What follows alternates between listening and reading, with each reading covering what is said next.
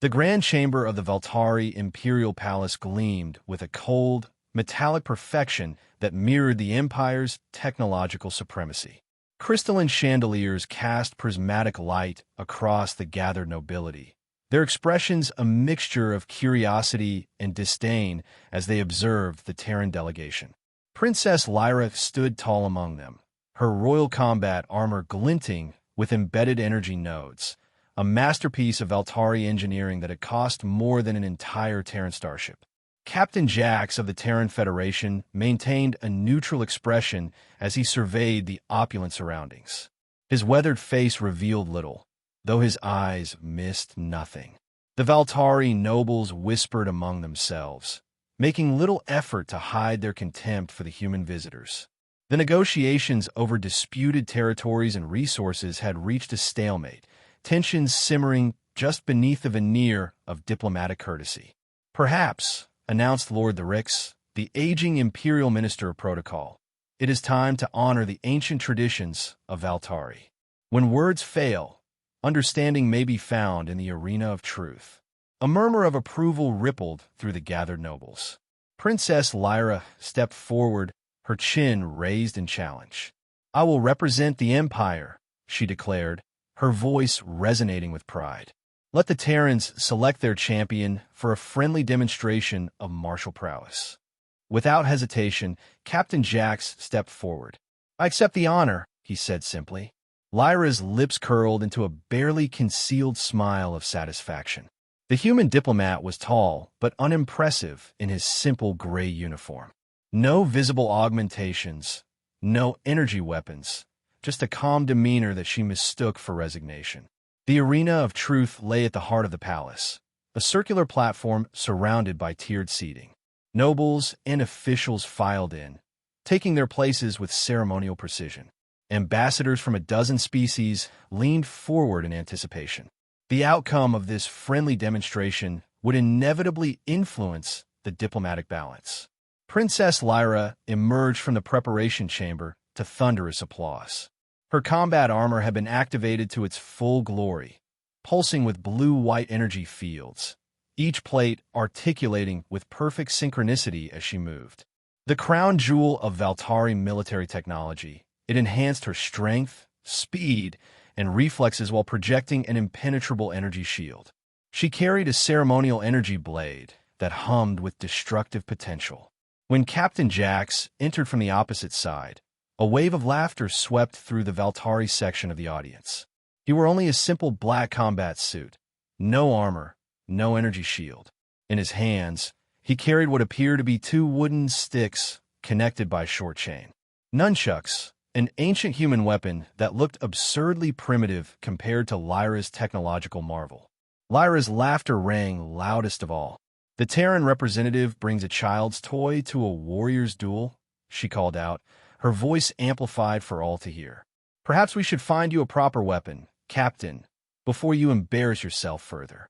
Jax spun the nunchucks casually, the wooden implements whistling through the air with practiced precision. "My weapon will suffice, Your Highness," he replied evenly. The princess scoffed, assuming his confidence was merely bravado. "Very well. Let it be recorded that we offered mercy." Lord Therix raised his ceremonial staff. "This demonstration will conclude when one combatant yields or is rendered unable to continue. Lethal force is forbidden." He paused for effect. "Begin." Lyra launched herself forward with augmented speed, her energy blade tracing deadly arcs through the air. The audience gasped at her aggressive opening. This was to be no mere exhibition, but a statement of Valtari superiority. Jax moved with unexpected fluidity, his body shifting just enough to allow the blade to pass harmlessly by.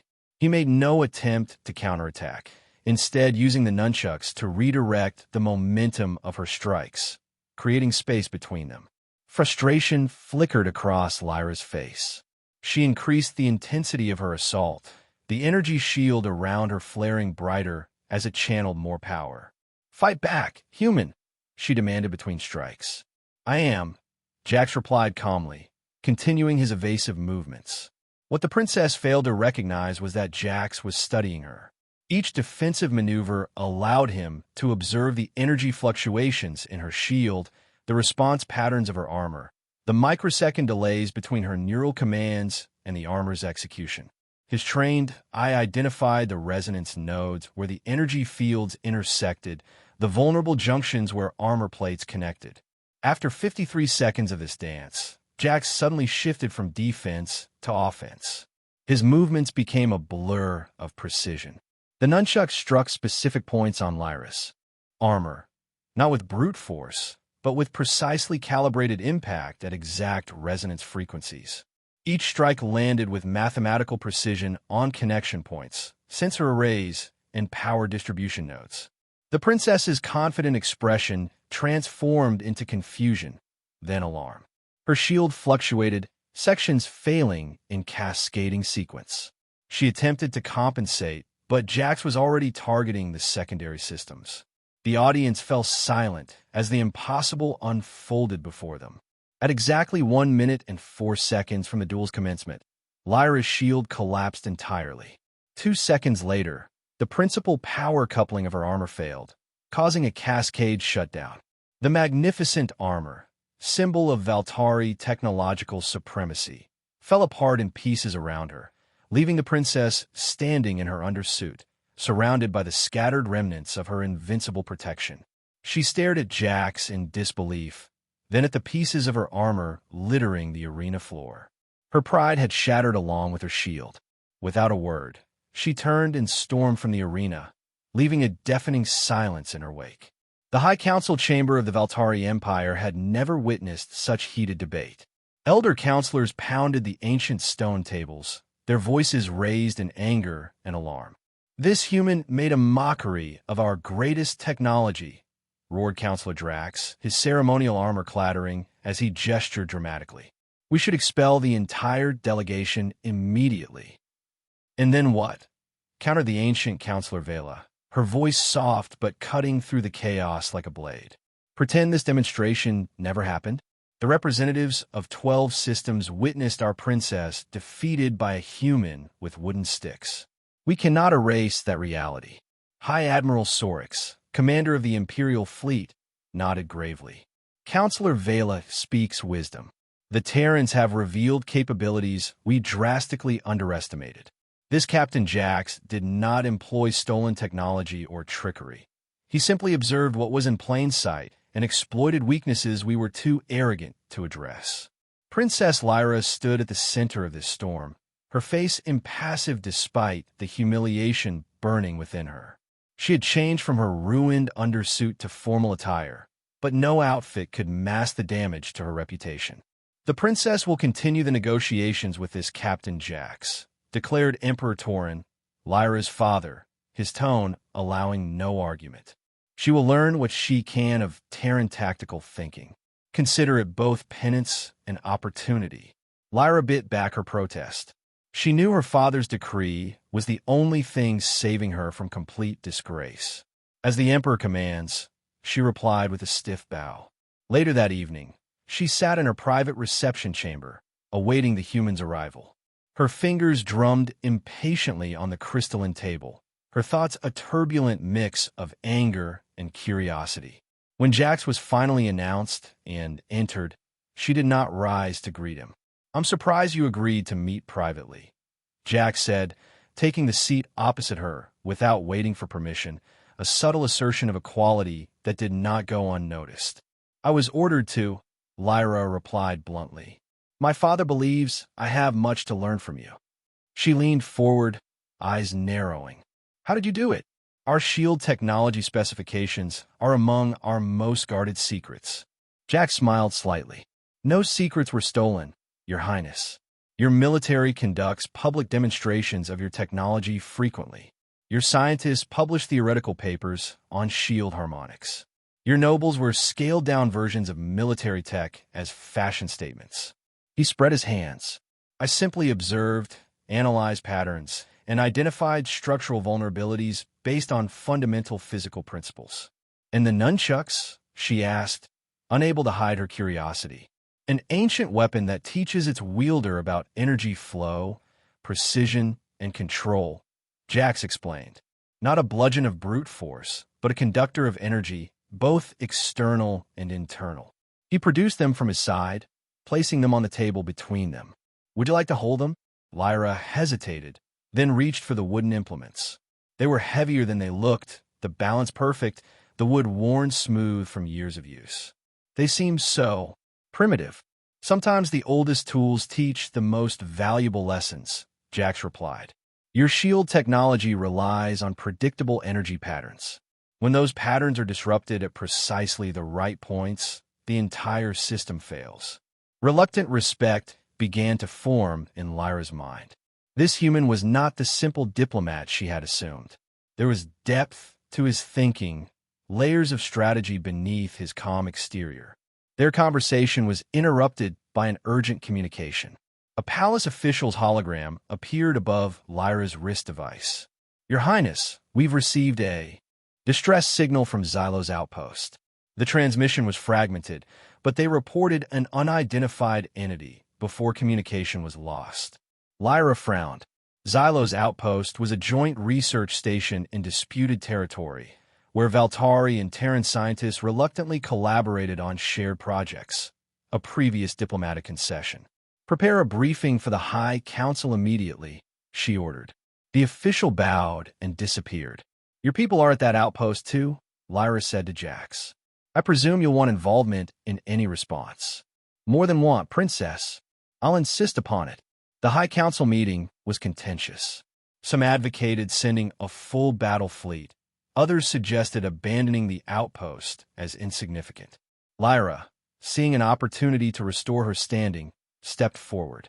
I volunteer to lead a special task force to Xylos, she announced.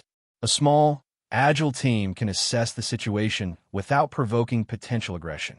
Emperor Torin studied his daughter thoughtfully. And who would you include in this task force? My personal crew aboard the Starlight Fury, she replied, then hesitated before adding, and Captain Jax with a small Terran contingent. The chamber erupted in protests. Jax stood calmly amid the chaos, his eyes never leaving Lyra's. After nearly an hour of debate, the council reluctantly approved her proposal, though several members made their objections known for the official record. Don't make me regret this, Lyra told Jax as they departed the chamber. I was about to say the same to you, he replied with a hint of a smile. The Starlight Fury was a sleek Valtari vessel, its organic curves housing devastating weapons systems and the most advanced engines in the Empire. Jax and his small team of 3 Terran specialists were assigned austere quarters in the lower deck, far from the command center. Commander Kalen, Lyra's young executive officer, made no effort to hide his disdain for the humans. The princess may be required to tolerate your presence, he told Jax during the initial tour. But make no mistake, you are observers, not participants. Jax nodded politely. Of course, Commander. We're grateful for the opportunity to observe. Lyra found herself increasingly frustrated as the journey progressed. The fragmented data from Xylos revealed little, and standard Valtari analytical procedures yielded no useful insights. After 18 hours of fruitless work, she reluctantly summoned Jax to the command center. Commander Kalen objected immediately.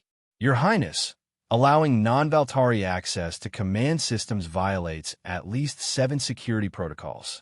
Note your objection in the log, Commander, Lyra replied coldly. Then carry out my orders. When Jax arrived, he approached the situation differently than the Valtari analysts. Rather than focusing solely on the technical data, he integrated environmental readings, staff communication patterns prior to the incident, and even the architectural layout of the station. His approach was holistic, identifying correlations the compartmentalized Valtari analysis had missed. There, he said, pointing to a pattern in the energy readings. 3 hours before the distress call, there was a power surge in the central laboratory. Not large enough to trigger alarms, but it created a distinctive electromagnetic signature that repeats at intervals throughout the subsequent data. Lyra studied the pattern he'd identified. That shouldn't be possible with the containment systems they have in place. Unless those systems were deliberately modified, Jax suggested. Commander Kalen scoffed. You accuse our scientists of sabotage. I'm suggesting that someone, Valtari or Terran, may have been conducting unauthorized experiments, Jax clarified. The question is, what were they working with that could create this energy signature? Their discussion was interrupted as the ship dropped out of hyperspace near Xylos. The outpost hung in space before them, but its appearance sent a chill through the command center. The once pristine research station was partially enveloped in a dark, pulsating material that seemed both organic and metallic. "Life signs," Lyra demanded. "None detected," replied the sensor officer. "But there's an unusual energy field interfering with our scans." "Unknown vessel detaching from the station," announced another officer urgently. "Configuration doesn't match any known design." The vessel that emerged from behind Xylos was unlike anything they had encountered. Its form seemed to shift slightly as they watched, its surface a bizarre amalgamation of technology and organic material. It moved with unnatural precision, accelerating toward the Starlight Fury. "Raise shields. Charge main weapons array," ordered Lyra. "It's scanning us," reported the communications officer, "attempting to penetrate our computer systems." Jax studied the vessel intently. "I've seen references to something like this in old Terran intelligence reports. The Synapse Collective, a neural network-based entity capable of assimilating both technology and biological consciousness. A myth, dismissed Commander Kalen. Stories to frighten cadets. "Incoming weapons, fire," shouted the tactical officer. The unknown vessel released a pulse of energy that impacted the Fury's shields. The shield harmonics fluctuated wildly, power levels dropping by 30% from a single hit. "Return fire, all batteries," Kalen ordered. The Fury's energy weapons struck the vessel, but seemed to do minimal damage. The vessel adjusted its approach, already adapting to their attack pattern. "It's learning from each exchange," Jax observed. "Conventional energy weapons won't be effective for long." Kalen maintained his commitment to standard Valtari battle doctrine, ordering a series of precisely calculated attack runs. Each proved less effective than the last as the Synapse vessel adapted. "Your Highness," Jax addressed Lyra directly, bypassing the command hierarchy, "I suggest an alternative approach. Your ship carries electromagnetic pulse generators for shield testing." "This is not the time for experiments, human," Kalen snapped. Lyra hesitated, then nodded. "Continue, Captain."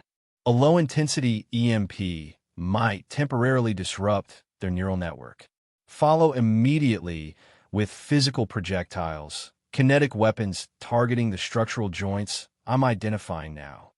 Jax quickly transferred his analysis to the tactical display.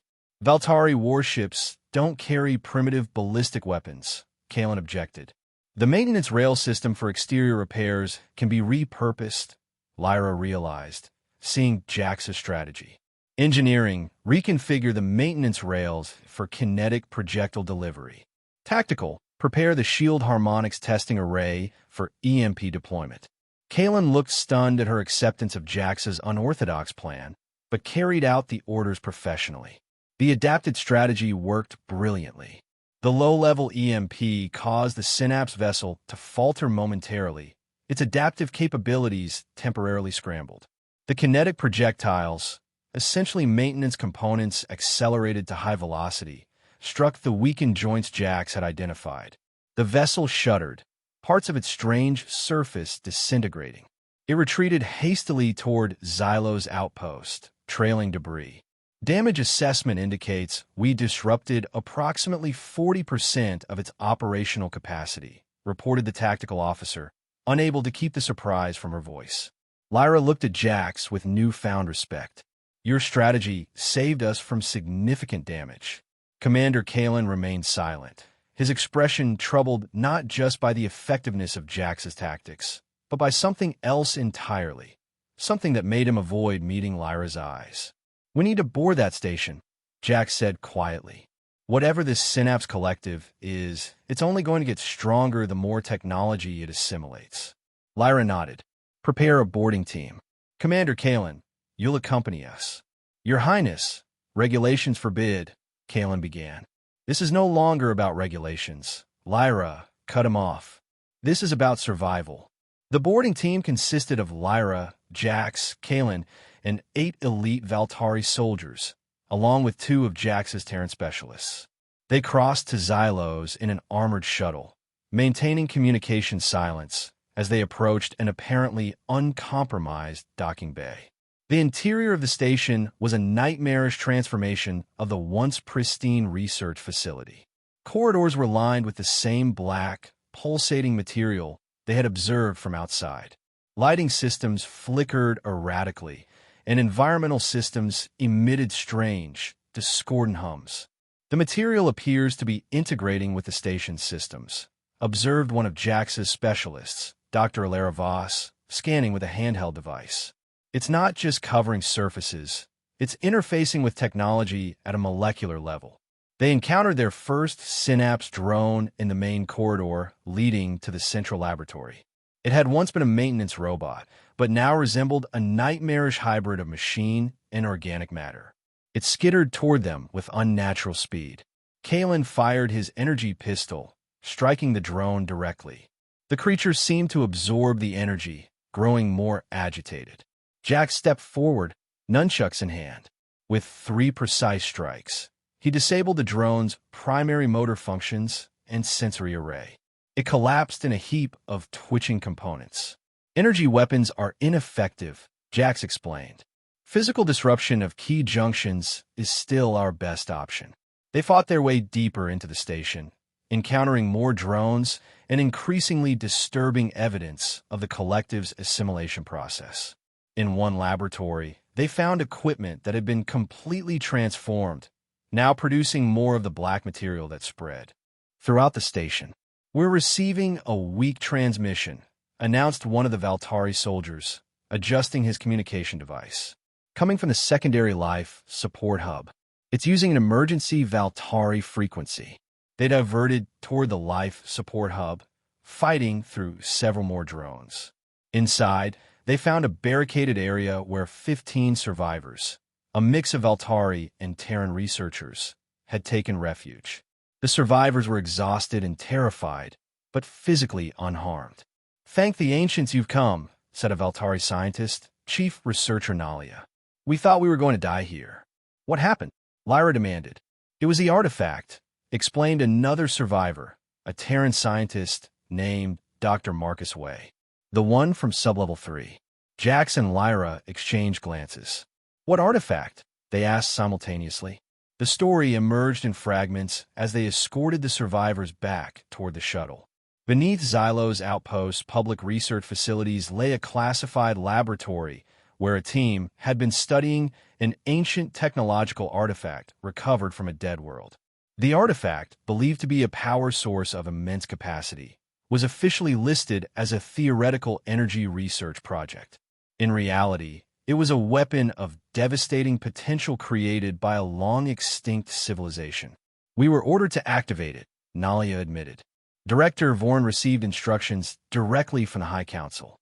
He said it would give Valtari ultimate leverage in the territorial disputes.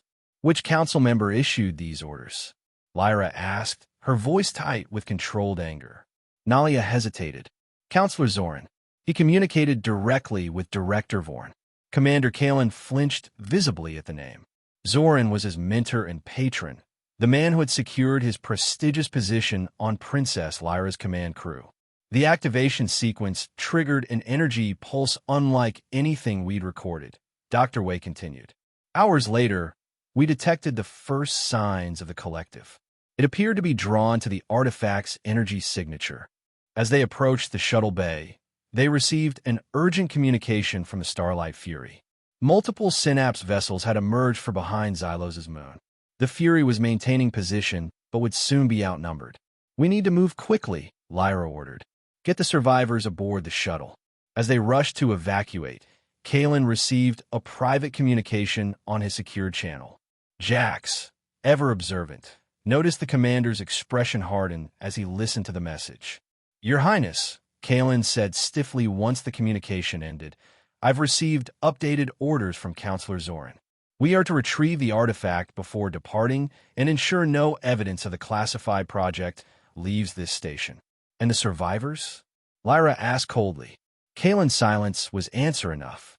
You will disregard those orders, Commander, Lyra stated firmly. I cannot do that, Your Highness.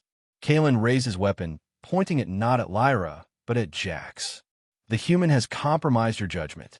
Counselor Zoran warned this might happen. The standoff was tense, the boarding team uncertain whose orders to follow. Jax remained perfectly still, his eyes locked on Kalen's. Think carefully, Commander, Jax said quietly. If Counselor Zoran is willing to sacrifice these scientists to protect his secret, what do you think he'll do to you once you've served your purpose? Doubt flickered across Kalen's face. He is a member of the High Council. His actions serve the Empire. Does the Empire's interest include experimenting with dangerous artifacts that attract entities capable of assimilating our technology? Lyra challenged. Does it include murdering our own people to cover up mistakes? The conflict within Kalen was visible, his weapon wavering slightly. The moment was interrupted by a violent tremor that shook the entire station. Emergency alarms blared throughout the corridors. Station structural integrity compromised, announced the automated system. Complete failure imminent. Evacuate immediately. We don't have time for this, Commander, Lyra said urgently. Make your choice. After an agonizing moment, Kalen lowered his weapon. Everyone to the shuttle, he ordered, his voice hollow. Now! They barely escaped as the station began to break apart, sections being actively consumed by the spreading synapse material. The shuttle raced back to the Starlight Fury, which immediately executed an emergency hyperspace jump once they were aboard. In the safety of hyperspace, Lyra called an emergency briefing with Jax, Kalen, and the senior survivors from Xylos. Commander Kalen sat apart from the others, his face a mask of shame and confusion. He had surrendered his sidearm and formally requested confinement until they reached Valtari. That won't be necessary, Commander, Lyra said. Your final actions speak louder than your momentary lapse. I believed I was serving the Empire, Kalen replied bitterly. Now I don't know what to believe. Believe the evidence before you, Jack suggested. The Synapse Collective is real, and it poses a threat to both our civilizations. Nothing else matters compared to that. They spent the return journey compiling evidence and preparing their case against Counselor Zoran. The survivors provided testimony and data records, while Lyra and Jax collaborated on a strategic assessment of the Synapse threat. Their collaboration revealed a growing mutual respect. Lyra came to appreciate Jax's adaptive thinking and attention to detail, while Jax admired Lyra's command presence and decisive leadership once she abandoned preconceptions. Together, they developed a comprehensive proposal for a Valtari-Terran defensive alliance against the Collective. Upon their return to the Valtari capital, they were immediately summoned before the High Council. Counselor Zoran sat among his peers, his face betraying no concern as Lyra and Jax entered with the survivors and Commander Kalen. Princess Lyra, Emperor Torin acknowledged formally. We understand you encountered difficulties at Xylos outpost. Please present your report. Lyra stepped forward. Honored Council, what I present today will disturb you greatly, but the truth cannot remain hidden. She gestured, and holographic displays activated around the chamber, showing evidence of the Synapse Collective and the classified artifact research. Counselor Zoran rose immediately. This information is classified under Imperial Security Directive 7. The princess exceeds her authority by... The princess acts with full imperial authority. Emperor Torin interrupted, his voice sharp. Continue, daughter. For the next hour, Lyra methodically presented their findings, supported by survivor testimony, recovered data, and Commander Kalen's confession. Zoran's attempts to interrupt were silenced by the Emperor's growing anger. When the evidence against Zoran was complete, the council chamber erupted in chaos. Imperial guards were summoned to place Zoran under arrest pending a formal investigation.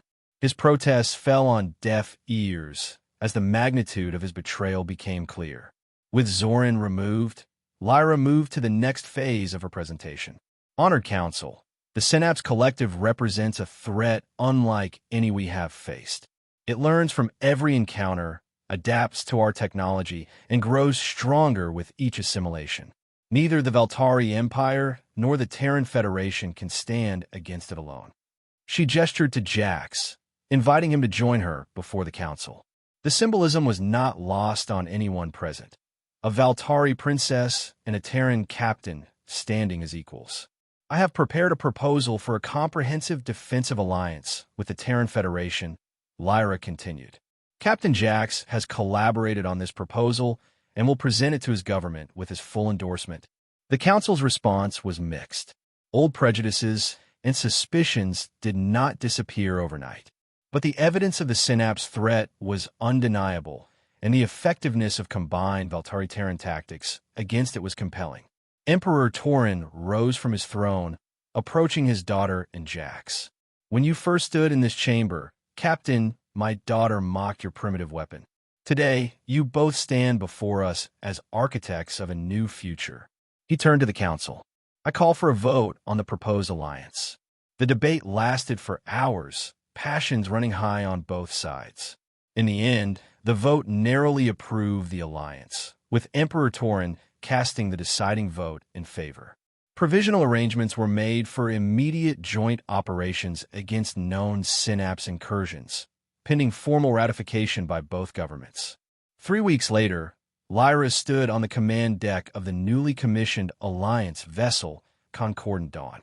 The ship represented the first true collaboration between Valtari and Terran technology.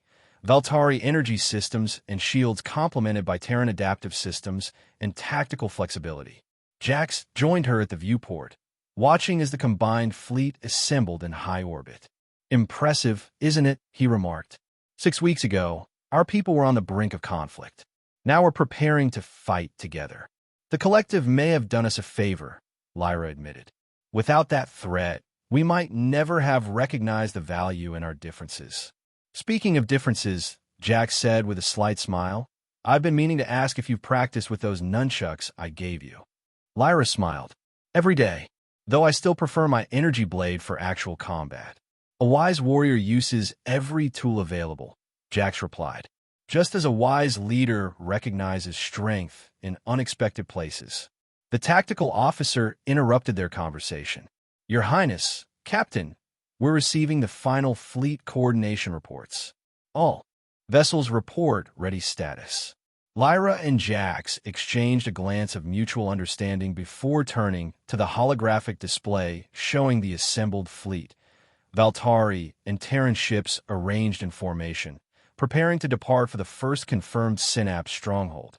Who would have thought it would all begin with a pair of nunchucks? Jax mused quietly. Lyra's lips curved into a smile. Some beginnings are worth every broken piece. She raised her voice, addressing the bridge crew. Set course for the Cygnus Reach.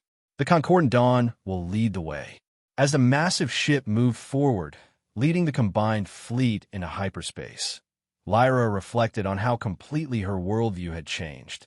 What had begun with mockery and humiliation had transformed into respect, alliance, and perhaps something more. The future of both civilizations now depended on the cooperation forged in that fateful confrontation. And somewhere out among the stars, the Synapse Collective continued to grow, unaware that its greatest threat had just been born from the unlikeliest of partnerships.